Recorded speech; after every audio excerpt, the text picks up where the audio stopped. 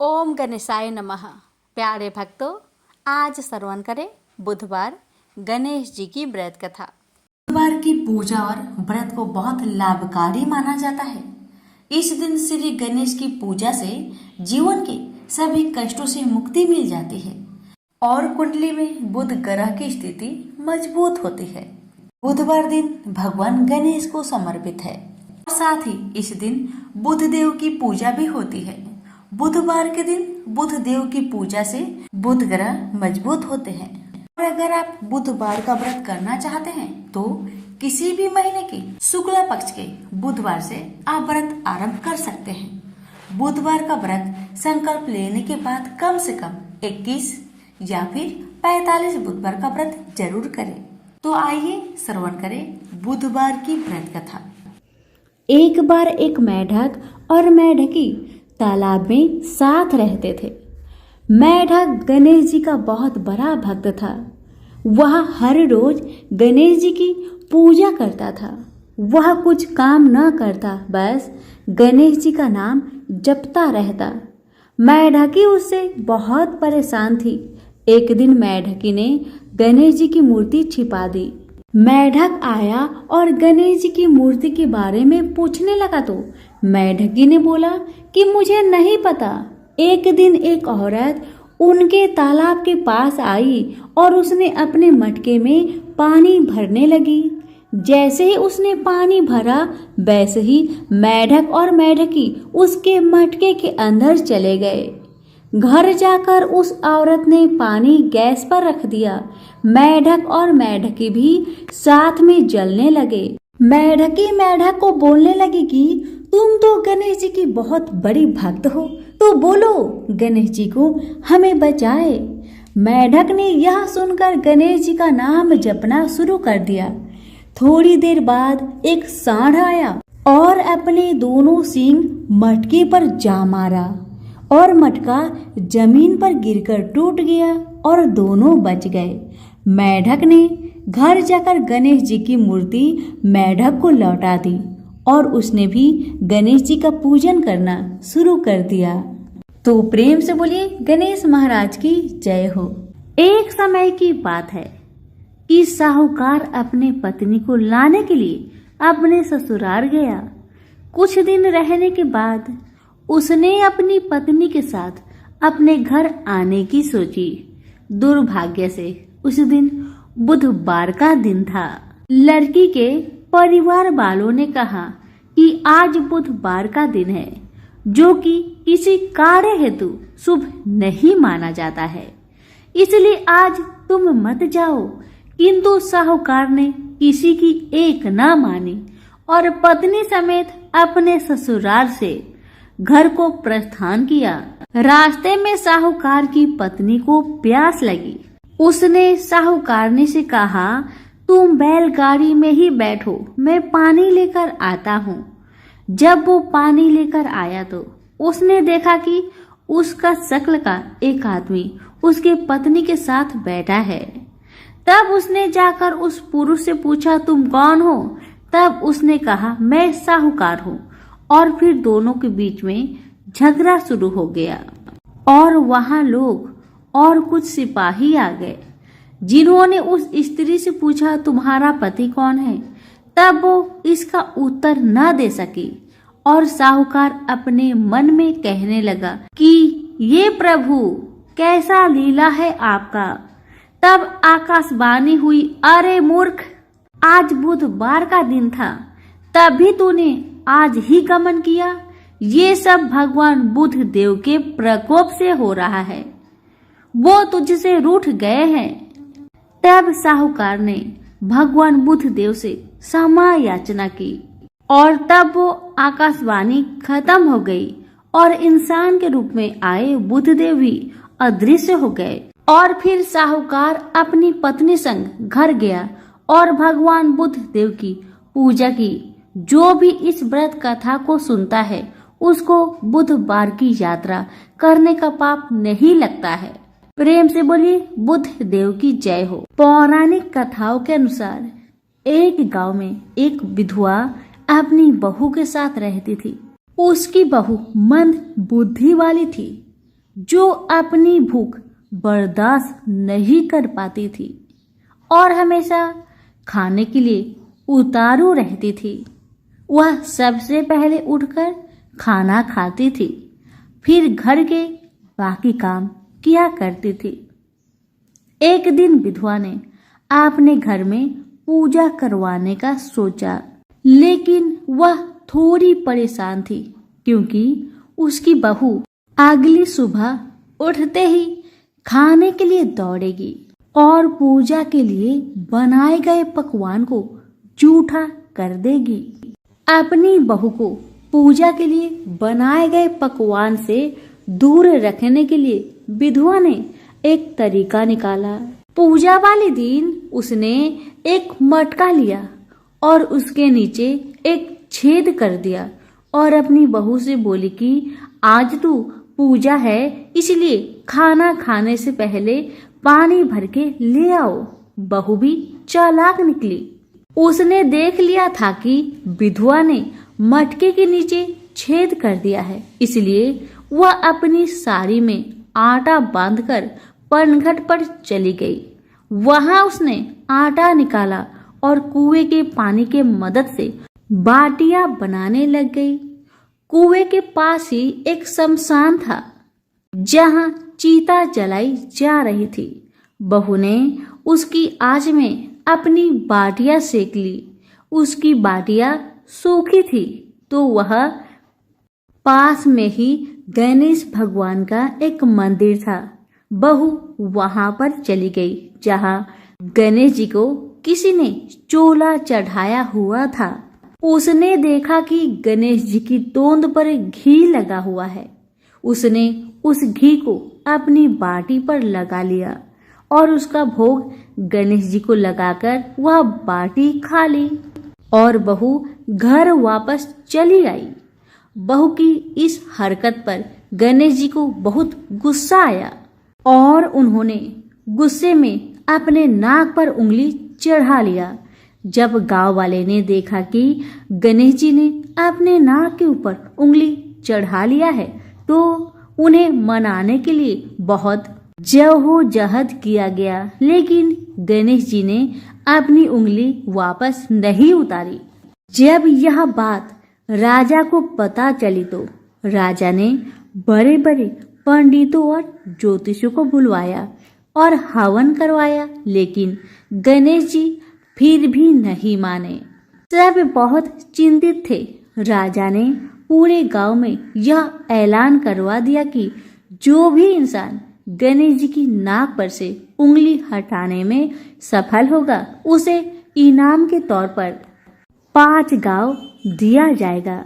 गांव के सभी लोग गणेश जी को मनाने आए, लेकिन गणेश जी किसी से भी न माने और अपनी उंगली नाक पर चढ़ाए रखे। अंत में विधवा की बहू बोली कि अगर सब उसे आज्ञा दे तो वह गणेश जी की उंगली हटा सकती है। उसकी बात सुनकर उसकी विधवा सासू माँ हंसने लगी और बोली कि जब बड़े बड़े विद्वान कुछ नहीं कर पाए तो वह कैसे गणेश जी को मना पाएगी। तब किसी ने बोला कि जब सब लोगों को मौका मिला तो उसे भी एक मौका मिलना चाहिए। फिर सभी लोग बहू को एक मौका देने के लिए मान गए, लेकिन बहू ने एक शर्त रखी। उसने कहा कि उसके घर से लेकर मंदिर तक पर्दा बांध दी जाए। सब लोगों ने सोचा कि इतना तो हो ही चुका है तो पर्दा बांधने में क्या जाता है। बहू के कहे अनुसार उसके घर से लेकर मंदिर तक पर्दा लगाया गया। बहू ने अपना दिमाग लगाया और वह अपने साड़ी की आंचल में मोगली छिपाकर मंदिर चली गई। अब बहू ने मंदिर में जाकर गणेश जी से बोला कि मैंने आपके तोंद से जरा सा घी क्या ले लिया, आपने अपने नाक पर उंगली चढ़ा ली। अब आप नाक पर से उंगली हटाइए या दूं एक मोगड़ी की, अभी आपके टुकड़े टुकड़े हो जाएंगे। बहू की यह चेतावनी सुनकर गणेश जी थोड़ा डर गए और उन्होंने सोचा कि यह तो पूरी पागल है, कहीं सच में यह मुझे मोगड़ी न मार दे। अब तो गणेश जी ने बिना सोचे समझे अपनी नाक पर से उंगली हटा ली, जिसे देखकर गांव वाले बहुत खुश हो गए और बहू का जय जयकार करने लगे। राजा के ऐलान के मुताबिक बहू को 5 गांव इनाम में दिए गए। यह कथा सुनकर लोग गणेश भगवान से यह मांगते हैं कि वह भी उस बहू की तरह सबकी बात मान जाए और उनकी सभी मनोकामनाएं पूरी करे। तो प्रेम से बोलिए गणेश महाराज की जय हो। पुराणों में बताया गया है कि एक बार भगवान गणेश गंगा नदी के किनारे तपस्या कर रहे थे। इसी कालावधि में धर्मात्मज की कन्या तुलसी विवाह की इच्छा लेकर तीर्थ यात्रा पर निकली। देवी तुलसी सभी तीर्थ स्थल का भ्रमण करते हुए गंगा के तट पर पहुंची। गंगा तट पर देवी तुलसी ने देखा कि युवा गणेश जी तपस्या में लीन थे। शास्त्रों के अनुसार तपस्या में विलीन गणेश जी रत्न जटित सिंहासन पर विराजमान थे। उनके समस्त अंगों पर चंदन लगा हुआ था। उनके गले में परिजात पुष्प के साथ स्वर्ण मणि रत्नों के अनेक हार पड़े थे। उनकी कमर में अत्यंत कोमल रेशम का पीतांबर लिपटा हुआ था। तुलसी श्री गणेश के इस सुंदर स्वरूप पर मोहित हो गई। उसके मन में गणेश से विवाह करने की इच्छा जागृत हुई। तुलसी ने विवाह की इच्छा से उनका ध्यान भंग किया। तब भगवान श्री गणेश ने तुलसी द्वारा तप भंग करने को अशुभ बताया और तुलसी की मनसा जानकर स्वयं को ब्रह्मचारी बताकर उसके विवाह प्रस्ताव को नकार दिए। विवाह प्रस्ताव ठुकराने पर तुलसी ने नाराज होकर गणेश जी को श्राप दिया कि उनके एक नहीं बल्कि 2 विवाह होंगी। इस पर श्री गणेश ने भी तुलसी को श्राप दे दिया कि तुम्हारा विवाह एक असुर से होगा। एक राक्षस की पत्नी होने का श्राप सुनकर तुलसी ने गणेश जी से माफी मांगी। तब गणेश जी ने तुलसी से कहा कि तुम्हारा विवाह शंखचूड़ राक्षस से होगा, किंतु फिर तुम भगवान विष्णु और श्री कृष्ण को प्रिय होने के साथ ही कलयुग में जगत के लिए जीवन और मोक्ष देने वाली होगी। पर मेरी पूजा में तुलसी चढ़ाना शुभ नहीं माना जाएगा। तब से ही भगवान श्री गणेश जी को पूजा में तुलसी चढ़ाना वर्जित माना गया है। प्रेम से बोलिए गणेश जी की जय, तुलसी जी की जय। एक गांव में एक माँ बेटी रहती थी। एक दिन वह अपनी माँ से कहने लगी कि गांव के सब लोग गणेश मेला देखने जा रहे हैं, मैं भी मेला देखने जाऊंगी। माँ ने कहा कि वहां बहुत भीड़ होगी, कहीं तुम गिर जाओगी, तुम्हें चोट लगेगी। लड़की ने माँ की बात नहीं सुनी और गणेश मेला देखने चल पड़ी। माँ ने जाने से पहले बेटी को 2 लड्डू दिए, एक घटी में पानी दिया। माँ ने कहा कि एक लड्डू तो गणेश जी को खिला देना और थोड़ा सा पानी गणेश जी को पिला देना। दूसरा लड्डू तुम खा लेना और बचा हुआ पानी तुम पी लेना। लड़की मेले में चली गई। मेला खत्म होने पर सभी गांव वाले वापस आ गए, लेकिन लड़की वापस नहीं आई।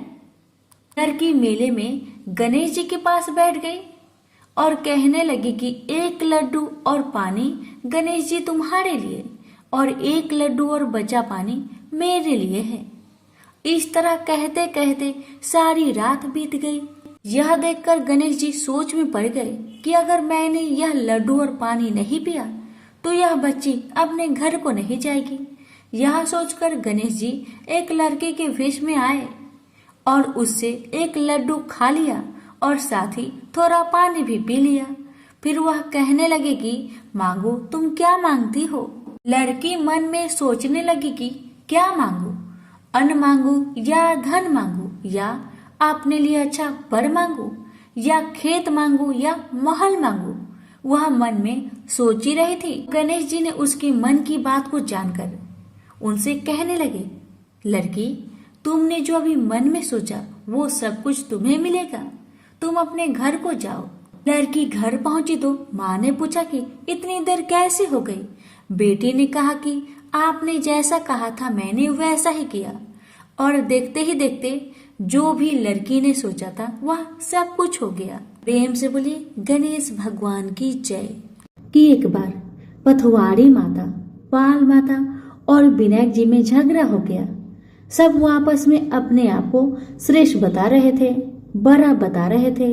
इतने में उनके सामने से एक लड़का जा रहा था जो कि ब्राह्मण का लड़का था। उस ब्राह्मण के लड़के को देखकर पाल माता, पथवारी माता और गजानन जी ने उसे रोका और कहा, ए लड़का, हमारा न्याय करके जा।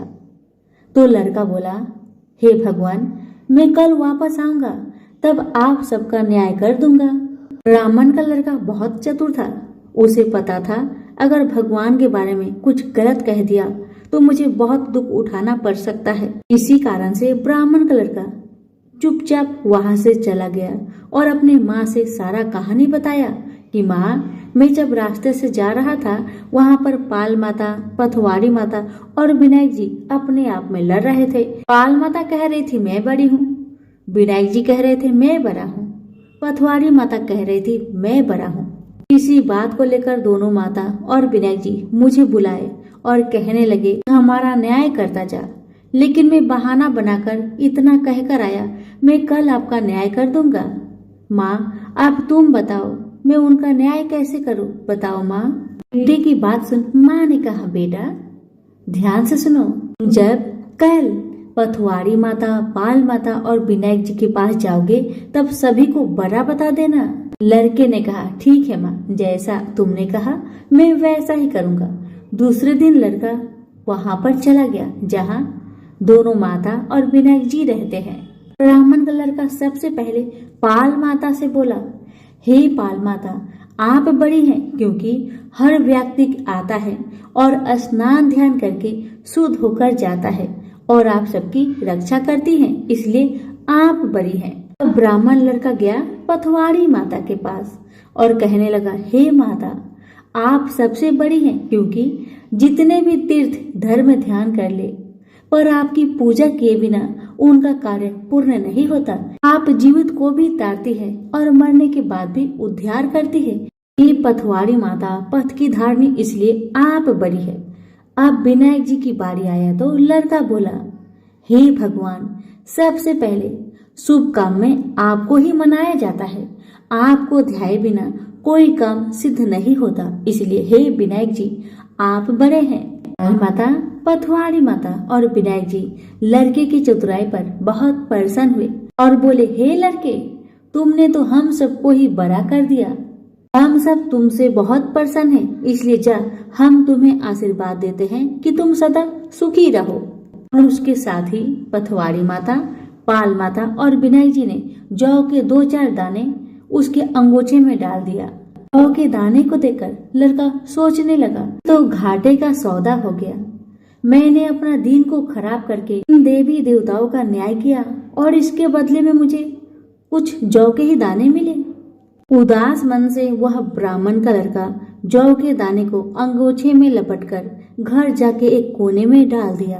बेटा घर आया तो माँ ने पूछा, बेटा न्याय कर आया, क्या मिला तुम्हें? बेटा ने कहा, घर के कोने में अंगोछे में रखा हूँ, जाकर देख लो। जैसे ही वहां गई, अंगोछे को उठाई, उसमें से ढेर सारे हीरे मोती का ढेर बरसने लगे। ये देखकर तो माँ अत्यंत प्रसन्न हो गई। माँ ने बेटे को बुलाया और कहा, बेटा आज तो पाल माता, पथवारी माता और विनायक जी आज तो हम पर प्रसन्न हुए हैं। माँ बेटी बहुत प्रसन्न हुए। हे भगवान, हे पाल माता, हे पथवारी माता, हे विनायक जी, ऐसे आपने ब्राह्मण के लड़के को दिए वैसे सबको देना। कहानी कहने वाले, सुनने वाले, हुकार भरने वाले को सुख समृद्धि धन धान्य देना।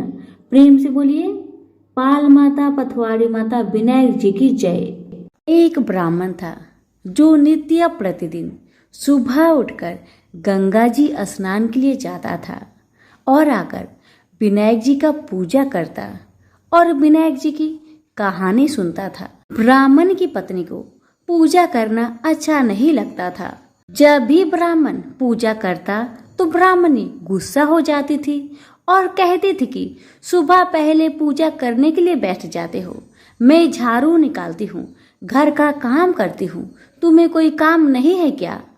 ब्राह्मण अपनी पत्नी की बातों पर ध्यान ही नहीं देता था।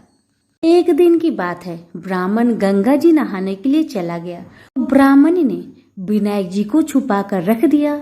जब ब्राह्मण गंगा नहाकर वापस आए, विनायक जी की मूर्ति नहीं मिली तो ब्राह्मणी से पूछने लगा कि विनायक जी की मूर्ति कहाँ गई। ब्राह्मणी कहने लगी, मुझे क्या पता तुम्हारे विनायक जी कहाँ गए। अब तो ब्राह्मण खाना पीना खाना बंद कर दिया।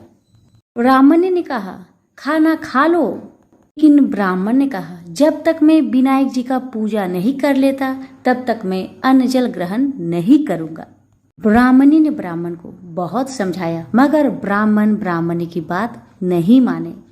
अब तो ब्राह्मण और ब्राह्मणी दोनों झगड़ने लगे। दोनों को लड़ते झगड़ते देख विनायक जी की मूर्ति हंसने लगी। तब ब्राह्मणी गुस्से में आकर बोली कि मूर्ति वहां रखी है। उसके बाद ब्राह्मण ने विनायक जी की पूजा अर्चना की। तब अचानक ही विनायक जी की मूर्ति बोल उठी कि तुझे मेरी सेवा करते हुए बहुत दिन हो गए हैं, कुछ मांगो मुझसे। ब्राह्मण बोला कि अन्न मांगो कि धन मांगो, जितना दुनिया में सुख है क्या वह सब सुख मांगो। तब विनायक जी ने सारा सुख धन अन्न सब ब्राह्मण को दे दिए। ब्राह्मण मूर्ति को मंदिर में रखकर पूजा अर्चना करने लगा।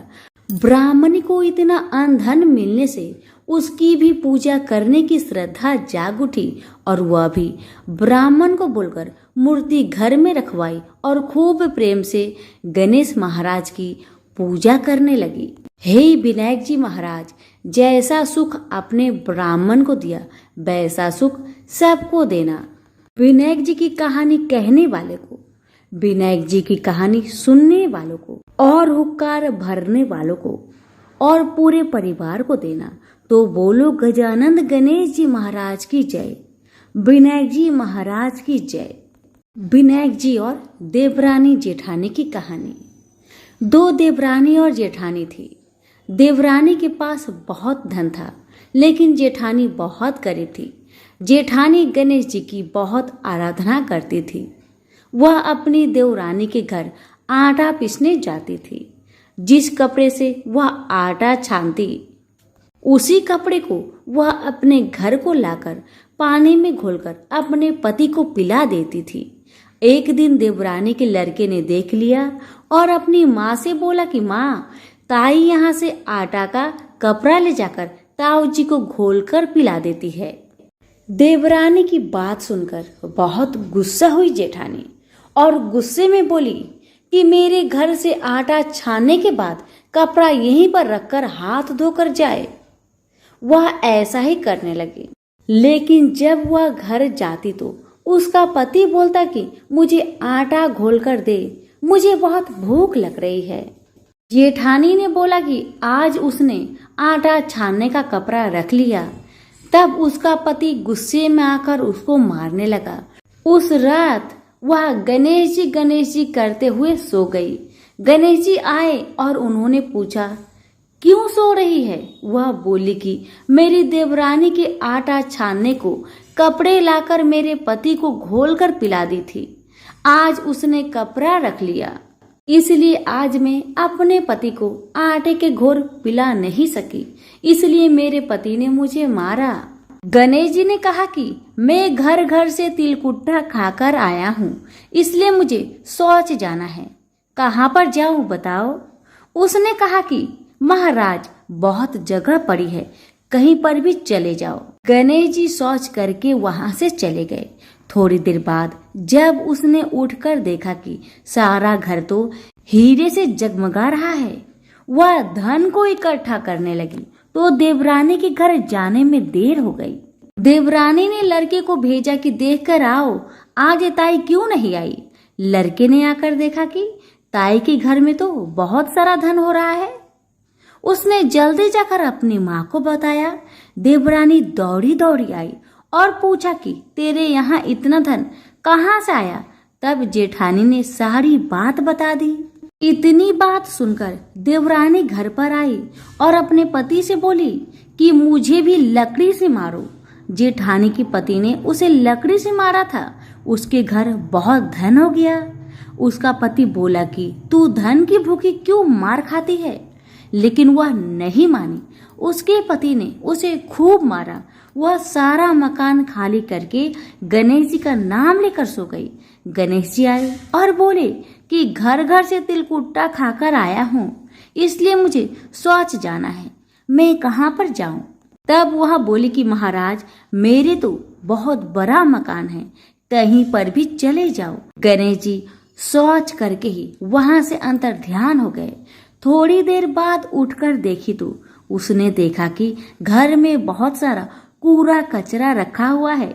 यह देखकर वह बोली कि महाराज, आपने तो मेरे साथ छल किया है। जेठानी को इतना सारा धन दे दिया और मुझे कूड़ा करकट दे दिया। अब गणेश जी वहां आए और बोले कि तू धन की भूखी मार खाई, वह धर्म की भूखी।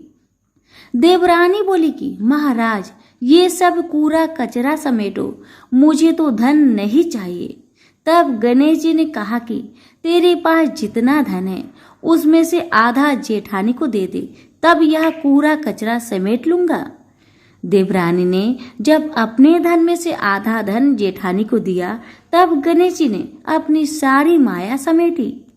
हे गजानन गणेश जी महाराज, देवरानी को दिया वैसा किसी को मत देना, जेठानी को दिया वैसा सबको देना। विनायक जी की कहानी कहने वालों को, विनायक जी की कहानी सुनने वाले को, हुक्कार देने वाले को और पूरे परिवार को देना। प्रेम से बोलिए गणेश भगवान की जय। बहुत समय पहले की बात है। किसी गांव के बाहर एक बरगद का पेड़ था, जिसके पास ही गणेश जी का एक छोटा सा मंदिर था।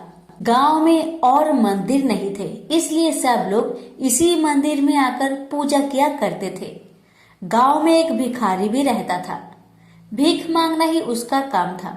गांव छोटा सा था। भिखारी को काफी भीख नहीं मिलती थी, इसलिए यह और कोई उपाय न देखकर मंदिर के दरवाजे पर बैठने लगा। सोचने लगा कि लोग यहाँ धर्म करने आते हैं और नहीं तो सही पेट भरने लायक भीख तो मिल जाया करेगी। भिखारी दिन भर मंदिर के दरवाजे पर बैठा रहता और जब वहां किसी को आते देखता तो शिव शिव रटने लगता। इस तरह बेचारा दिन भर गणेश जी और शिव जी का नाम जपता रहता था, मगर शाम तक उसे भीख मिलती थी। फिर 2-4 मुट्ठी अन्न और कुछ फल मूल और कभी कभी 4-6 पैसे मिलते थे। भला इतनी थोड़ी आमदनी से किसी की गुजर कैसे हो सकती है। फिर भिखारी को अपना ही नहीं बल्कि अपनी बेटी की भी चिंता करनी पड़ती थी। उसकी बेटी का नाम था कमला और वह बड़ी चतुर और बड़ी समझदार थी, मगर चतुराई और समझदारी से तो पेट की आग नहीं बुझती, उसे तो भोजन चाहिए। इसलिए कमला कभी कभी अपने बाप को भोजन पाने के लिए तंग करने लगती थी। उस वक्त भिखारी के दिल पर बड़ी चोट लगती, उसकी आंखें भर आती थी। वह चिंता के समुद्र में डूब उतरने लगता था। गर्मी के दिन थे, दोपहर का समय था। ऊपर आसमान और नीचे धरती धक धक जल रही थी। चारों तरफ सन्नाटा छा रहा था। ऐसे ही समय में महादेव पार्वती लोगों का सुख दुख देखने इस संसार में आए। चलते चलते वे उसी गांव में पहुंचे और गणेश जी के मंदिर के सामने से निकले। भिखारी उन्हें आते देख ओम नमः शिवाय की रटना रटने लगा। भिखारी की यह हालत देख पार्वती जी को बड़ी दया आई। उन्होंने महादेव जी से कहा, भगवान इस भिखारी की तरफ भी तो देखिए, बेचारा कितना दुखी है। देखिए तो कितने प्रेम से आपका नाम जप रहा है और आप भगवान कितने कठोर है। आपको क्या इस भिखारी पर दया नहीं आई? मैंने सुना था कि लोग बड़े पापी हो गए हैं, वो देवताओं का पूजा नहीं करते। मगर नहीं, आज मुझे मालूम हुआ कि इसमें उनका कोई अपराध नहीं, सब तो देवताओं का अपराध ही है। आप इसी भिखारी को ले लीजिए। बेचारा को आपका नाम लेते लेते बरसों बीत गए, इतने पर भी अभागा पेट भर भोजन तक नहीं पाता। जब देवता ही ऐसे कठोर हो जाएंगे तब कोई काहे उनकी पूजा करेगा। अब महादेव जी को पार्वती जी की बात लग गई। भगवान बोले, देवी आप असल बात क्या है नहीं जानती और आप जान भी नहीं सकती, क्योंकि आपका हृदय ही इतना कोमल है कि मैं कहता हूँ देवी आप जिद ना करें, जो हो रहा है उसे होने दीजिए। देवी ने एक ना सुना तो भगवान ने कहा, ठीक है तो मैं आज इस भिखारी के लिए कुछ बंदोबस्त करा देता हूँ, जिससे इस भिखारी का दुख दूर हो जाएगा। इतना कहकर महादेव जी पार्वती जी के साथ मंदिर में पहुँचे। माता पिता को आते देख गणेश जी उठकर खड़े हो गए। उन्होंने बड़े प्रेम से माता पिता को प्रणाम किया। महादेव जी ने गणेश जी को आशीर्वाद दिया और कहा, देखो बेटा, यह भिखारी वर्षों से तुम्हारे द्वार पर बैठा है, मेरा नाम जपा करता है, मगर तुमने अब तक इस पर दया क्यों नहीं किया। अब ऐसा कुछ उपाय करो जिससे इस बेचारे का दुख दूर हो जाए। गणेश जी ने हाथ जोड़कर उत्तर दिया, अच्छी बात है पिताजी, 7 दिन के भीतर उसका दुख दूर हो जाएगा, उसे कहीं ना कहीं से 2 लाख रुपए मिल जाएंगे। गणेश जी का उत्तर सुनकर महादेव पार्वती आगे को चल गए। इसी समय एक बनिया मंदिर में पूजा करने आया था। वह आड़ में छिपा छिपा महादेव जी और गणेश जी की बातें सुन रहा था। उसने सोचा, ये तो बहुत अच्छा मौका है, यदि थोड़ी चतुराई से काम लूं तो सहज ही 2 लाख का मालिक मैं हो सकता हूँ। बस वह बड़ी खुशी से भिखारी के सामने पहुंचा और उसे प्रणाम कर एक तरफ बैठ गया। भिखारी को आज तक किसी ने प्रणाम नहीं किया था, न कोई उसके पास आकर बैठा ही था। बनिए की इस काम से भिखारी ने समझा कि यह बेशक कोई भला मानुष है। वह मन ही मन प्रसन्न हुआ और बनिए से बोला, बाबा आप बहुत दयालु जान पड़ते हैं, कहिए मेरे पास आने की कृपा क्यों कर हुई। आप नहीं जानते मैं एक गरीब भिखारी हूँ। बनिए को तो अपना मतलब गांठना था। मीठेपन से बोला, आप भिखारी है, कौन कहता है कि आप भिखारी है। मुझे अच्छी तरह मालूम है कि आप एक पहुंचे हुए महात्मा हैं और आपके दर्शन से लोगों के पाप दूर हो जाते हैं। मैं भी आपके दर्शन करने चला आया हूँ। मुझे आपसे कुछ पूछना है, यदि आज्ञा दो तो पूछो। भिखारी खुशी से बोला, पूछिए। बनिया बोला, भला दिन भर आपको कितनी भीख मिल जाती है।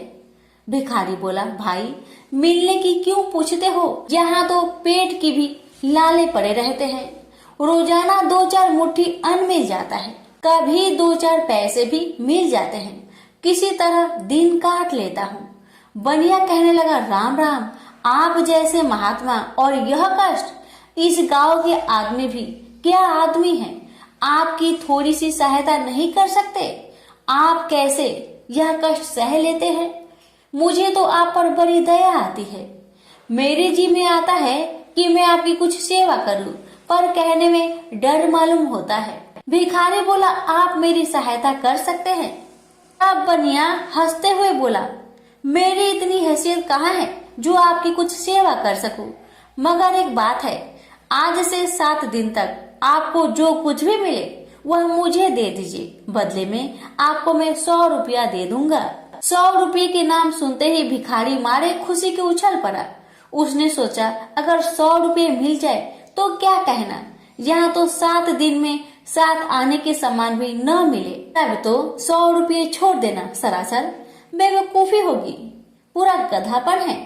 मगर इसी समय उसे लड़की की ख्याल आ गई। उसने सोचा, अगर मैं 100 रुपया लेकर घर पहुंचा और मेरी बिटिया रानी गुस्सा करने लगी तो पहले मैं उसकी सलाह ले लेता हूँ। बस यही विचार में आते ही उसने बनिए को जवाब दिया, आपने मुझ पर बड़ी कृपा की, मगर मैं अभी कुछ नहीं कह सकता, सोच विचार करके कल कहूँगा।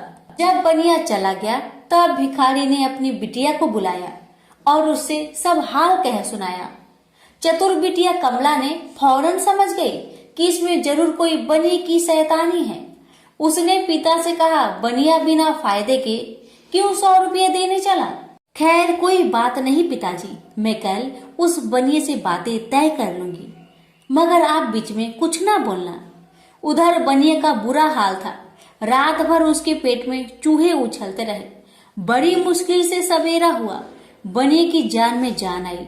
वह हाथ मुंह धोते ही भिखारी के पास आ पहुंचा और छुटते ही बोला, क्या विचार किया आपने? कमला भी बनिए से निपटने को तैयार बैठी थी। बनिए की बात सुनते ही उसने जवाब दिया, सेठ जी, हम लोगों ने विचार किया, भला 100 रुपये में क्या होता है?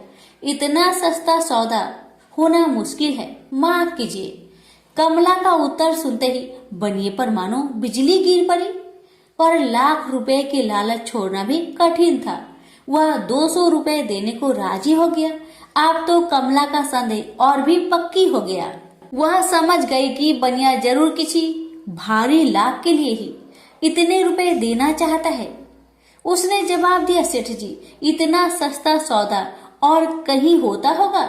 100 दो, 100 या 1000 दो।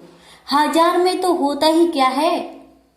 जो चीज आप कौड़ियों में मोल खरीदना चाहते हैं वह लाख रुपए में भी सस्ती है। यह सुनकर बनिया बहुत घबराया, परंतु उसने अपनी कोशिश जारी रखी। मारे लोभ के वह अंधा हो रहा था। उसको लोभ का भूत सवार हो गया था। उसने 100 दो, 100 से बढ़कर अंत में 50,000 लगा दिए। अब कमला ने सोचा, इतने रुपए थोड़े नहीं होते। अब बिटिया कमला ने सोचा, इतने बड़े रकम को छोड़ना ठीक नहीं है। उसने बनिए से कहा, खैर आप नहीं मानते तो मैं ही आपकी बात मान लेती हूँ, मगर शर्त यह है कि रुपए अभी मिलने चाहिए। ये शर्तें मंजूर करने में बनिए को क्या उजर थी। वह खुशी खुशी घर लौटा। उसने सोचा 50,000 रुपए देकर 1 लाख लेना कुछ बुरा नहीं है।